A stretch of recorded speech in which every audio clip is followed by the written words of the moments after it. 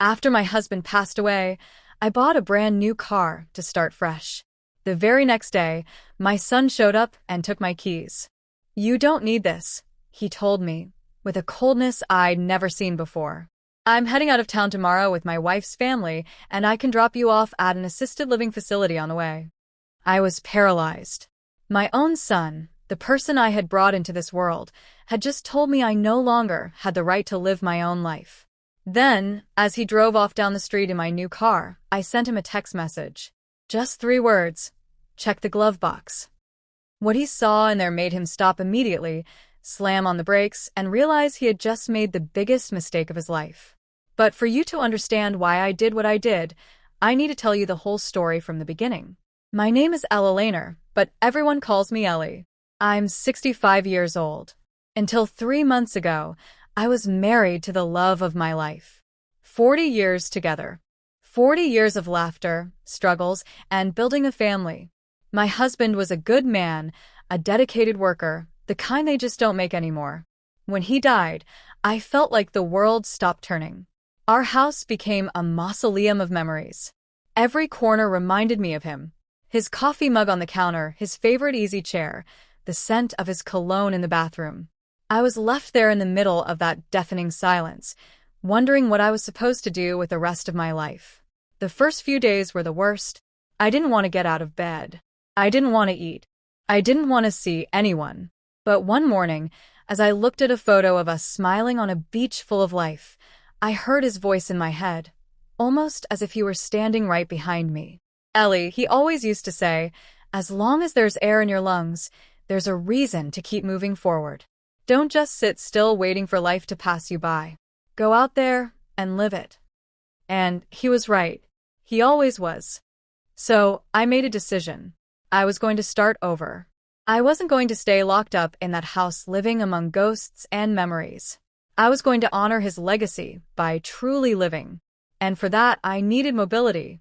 I needed freedom. I needed a car. Throughout our married life, we always drove the same old gray sedan, a vehicle my husband kept running through sheer ingenuity and patience. But that car died with him. It broke down a week after the funeral, and the mechanic told me fixing it would cost more than replacing it.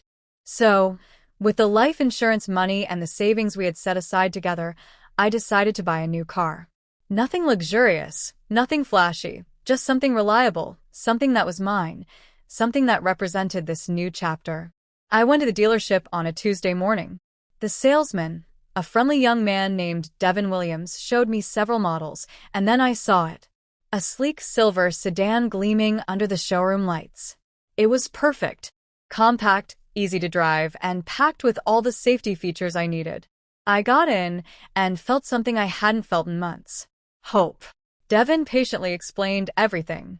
The braking system, the airbags, the warranty. And when he told me the price, $8,500, $8,500, I knew I could handle it. The money was right there. It was mine. I'd earned it through years of hard work and sacrifice. Every penny my husband and I had saved for a future he wouldn't see, but one I absolutely would. I signed the paperwork that very day. The car was registered only in my name, Eleanor Vance, sole owner. Driving away from the dealership in my new car with that fresh upholstery smell and the smooth, gentle hum of the engine, I cried. I cried from both joy and sadness. Joy, because I was taking a step forward, and sadness, because my husband wasn't there to see it. But driving back home with the afternoon sun streaming through the windshield, I knew he would be proud of me. I knew this was exactly what he would have wanted me to do. I got home and parked the car right in front of the driveway. I sat there for a moment, just looking at it. It was beautiful. It was mine. It was my fresh start. I took the keys inside and left them on the kitchen counter. Then I called my son Marcus to share the news. I wanted him to know his mother was okay, that I was being strong, and that I was honoring his father's memory in the best way possible. Marcus didn't pick up, so I left him a voicemail. "Honey, I bought a new car. I'm so excited. Come over when you can so you can see it. I love you." I hung up, feeling happy, expecting him to be thrilled for me, expecting him to understand how important this was. I had no idea that the next day my life would change forever. I didn't know my own son was about to betray me in the worst way imaginable. I woke up early the next morning. The sun was barely rising, and I was already in the kitchen brewing coffee. I had plans for the day. I wanted to hit the supermarket, then maybe stop by my friend Serena Jenkins' house to show her the car, and, perhaps if I felt up to it, drive to the cemetery to visit my husband and tell him all about it. Yes, I know it sounds silly to talk to someone who isn't there, but it made me feel close to him. It made me feel less alone. I was finishing my second cup of coffee when I heard a car pull up outside. I looked out the window and saw Marcus's vehicle. My heart leaped with joy. He'd come. He'd gotten my message and rushed over to see my new car, to share this moment with me. I smiled and hurried to the door. But when I opened it, that smile froze on my face. Marcus wasn't alone. Standing next to him was his wife, Tiffany Price. And neither of them was smiling. There was something in their expressions, in the way they looked at me, that made me feel uneasy, as if I were a problem they needed to solve. "Hi, sweetie," I said, trying to sound cheerful. "Tiffany, what a surprise to see you both so early." "Come in." I just made coffee. Marcus didn't even acknowledge my greeting. He walked straight into the house, heading with determined steps toward the kitchen. Tiffany followed, giving me a glance I couldn't quite decipher. I closed the door and followed them, feeling the joy I had felt moments before turn into a strange knot in my stomach. Something was off.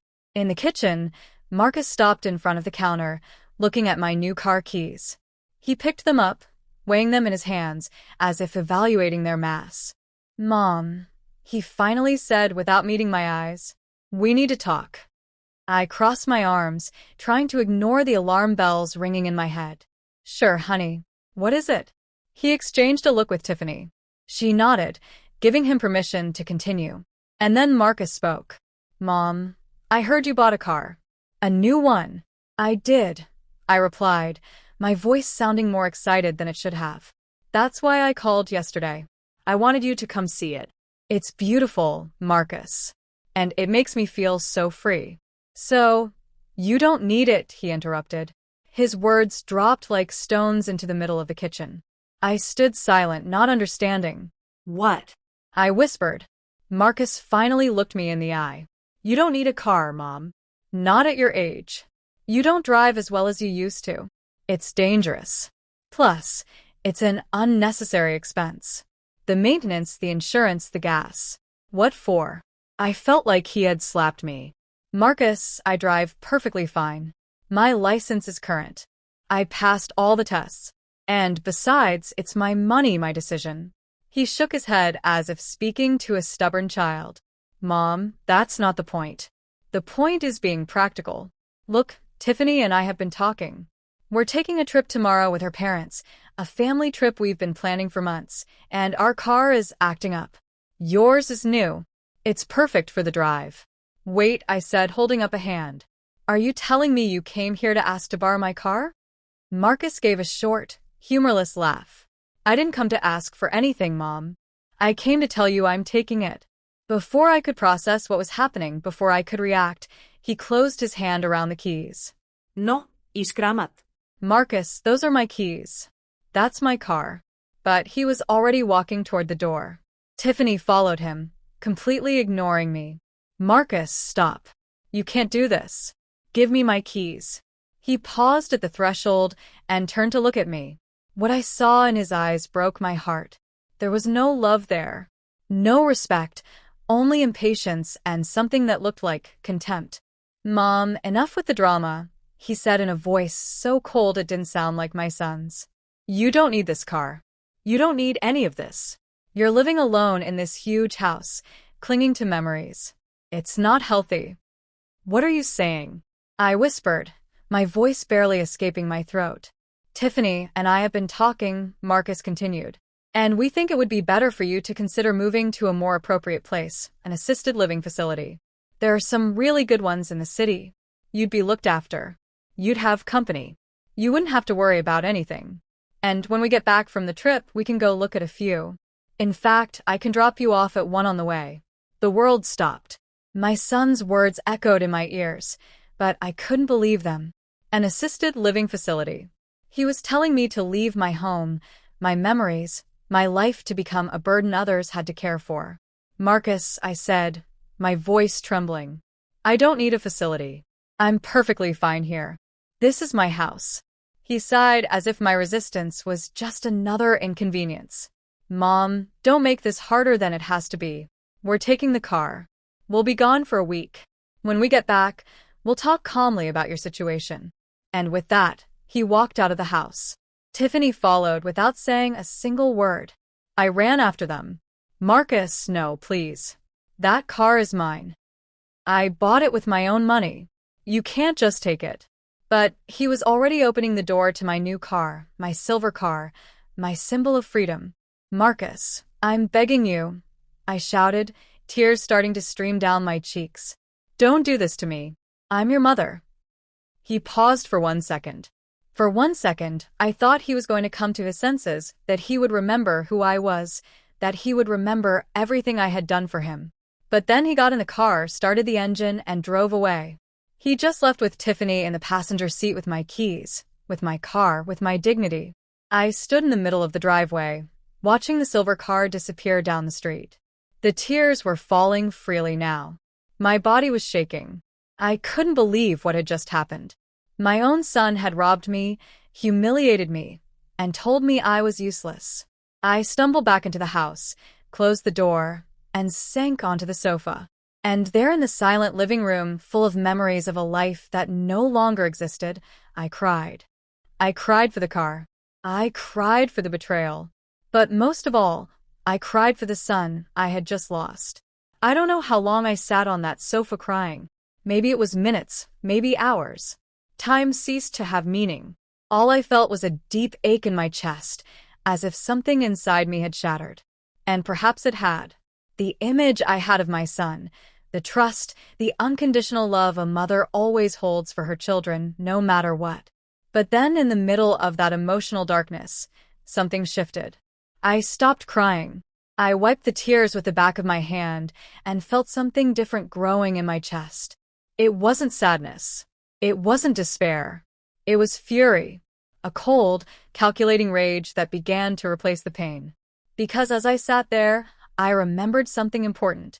Something Marcus didn't know, something that was about to change everything. I wasn't a foolish old woman. I had lived 65 years.